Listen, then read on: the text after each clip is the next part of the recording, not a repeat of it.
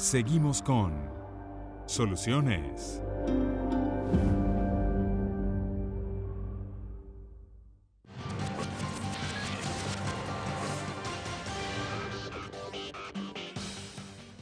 Nos acompaña en el estudio dos especialistas en materia de aprendizaje, de lectura, de escritura, también de las emociones de los niños.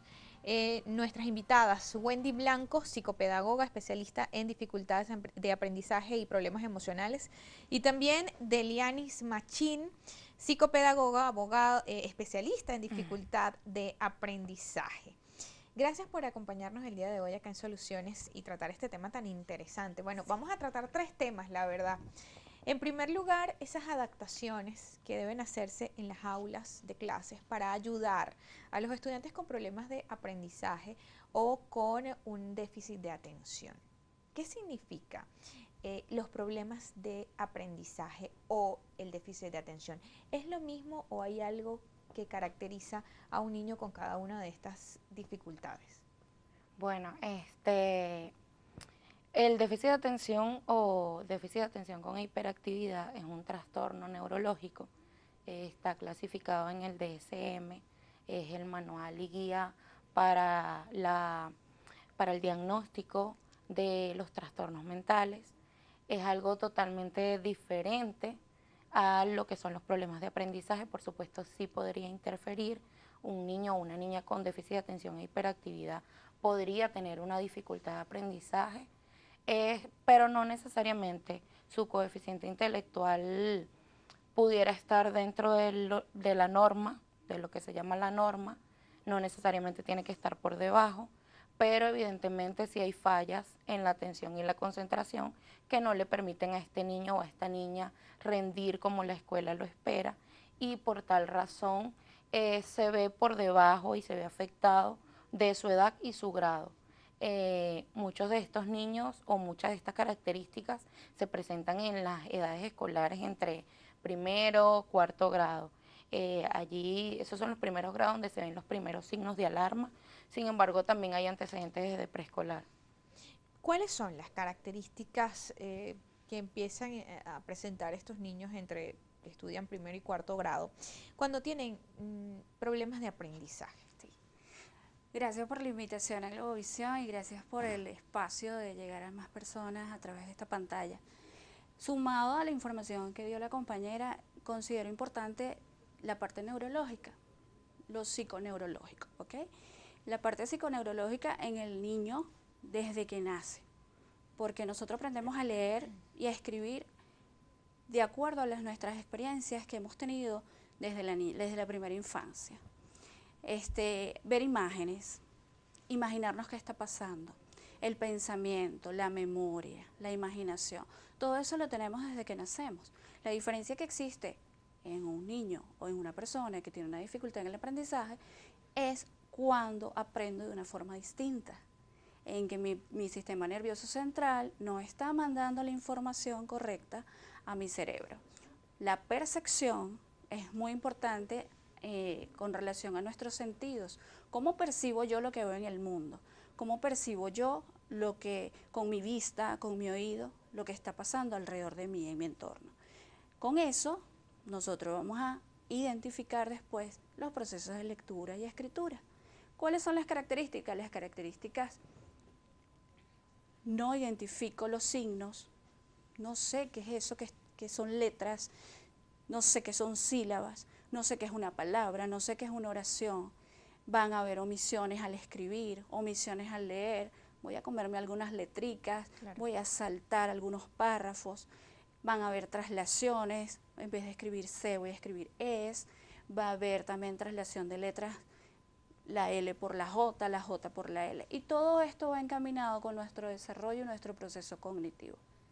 Cuando nosotros empezamos a tener fallas en el proceso cognitivo, empezamos a ver esas posibles características. ¿Qué está pasando? Que mi niño no está leyendo y escribiendo en el periodo que, entre comillas, lo debería hacer.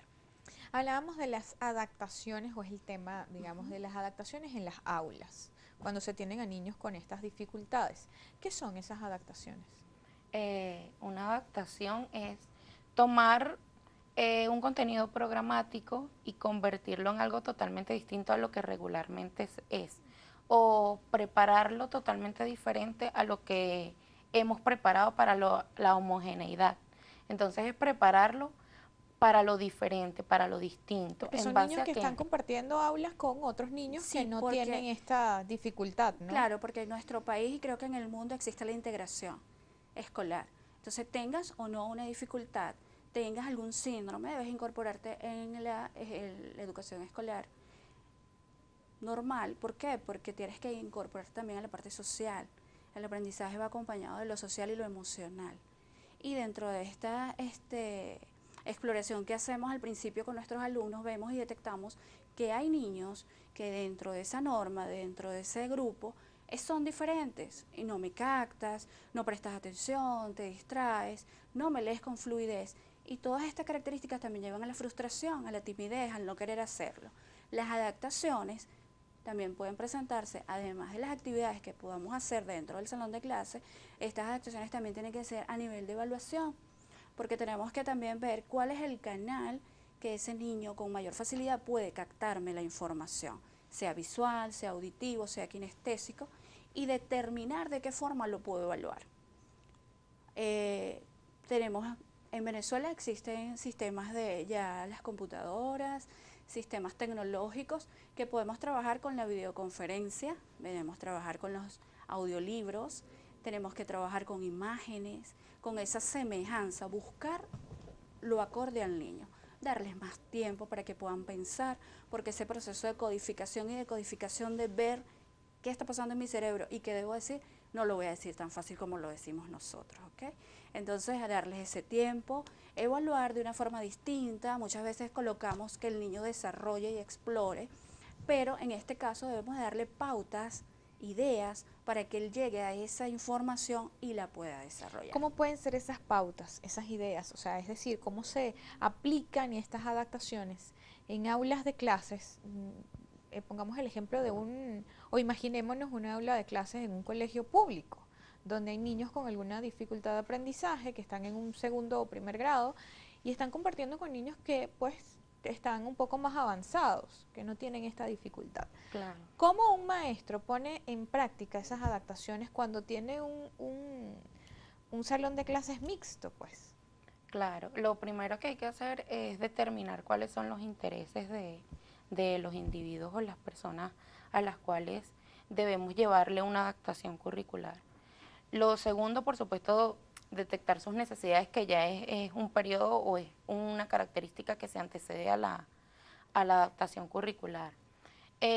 Preparar una adaptación bajo sus intereses, es decir, si por ejemplo vamos a evaluar a través de un examen y hay niños que se les dificulta la escritura, el desarrollo de sus ideas, el análisis de algunos textos para luego llevarlo a la escritura, pues entonces podemos adaptar, en lugar de un examen de desarrollo, podríamos hacer una prueba de selección simple, si el niño ya tiene una lectura, por supuesto, si el niño ya tiene un nivel lector. O también podemos hacer pruebas orales, podemos trabajar a partir de juegos, podemos trabajar con la pizarra, no solamente que el maestro escribe y los niños transcriban a sus cuadernos, sino es darle la oportunidad a ese niño que también participe, tenga la oportunidad de jugar, de estar en contacto con lo que está haciendo el maestro y con lo que están haciendo sus demás compañeros, es integrarlo. ¿Cómo podemos promover estas adaptaciones desde la casa, los padres, desde el hogar?